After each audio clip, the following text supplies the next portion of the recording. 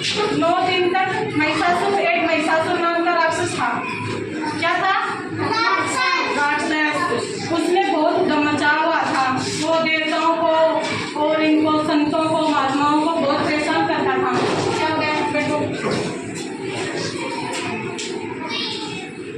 सबको परेशान करके रखा था। इसलिए सब देवताओं ने जाके माँ पार्वती से विनती की। कौन सी? आदिशक्ति माँ पार्वती, ये दुर्गा का रूप है ना। तो ये कौन थी? अपने भोले बाबा की पत्नी थी अकामनी।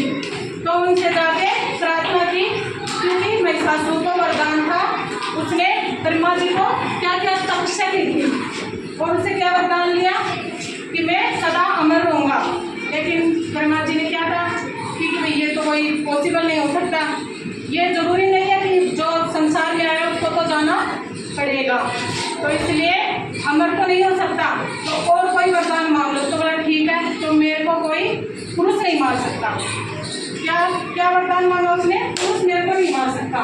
इसलिए उसने बहुत उद्यम मचा रखा, संतों, महात्माओं को, देवताओं को सब हार गए थे, उससे गए थे। इसलिए माता पार्वती के पास सभी देवताएं गए, आदिशक्ति के पास, और बोले हमें उस महिषासुर से बचाओ, उनका संहार करो मैया। तो माता ने क्या किया? दुर्गा का रूप धारण किया। आदिशक्ति ने क्या किया? माँ दुर्गा का ध्यान रूप धारण किया, और फिर उन्होंने उसने 9 दिन तक महिषासुर से लड़ाई की। जब नवरात्रि मनाते हैं 9 दिन, हम फास्ट रखते हैं, नवरात्रि बिठाते हैं, माता बिठाते हैं ना, तो वो माता 9 दिन तक महिषासुर से युद्ध करती है, और 10वें दिन, विजयदशमी को उनका संहार कर देती है, उनको मार देती है।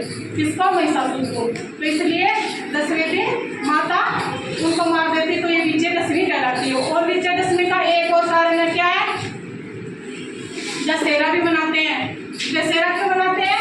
इस दिन राजा राम ने, जो रावण था, रावण लंकापति रावण, उसने सीता मैया का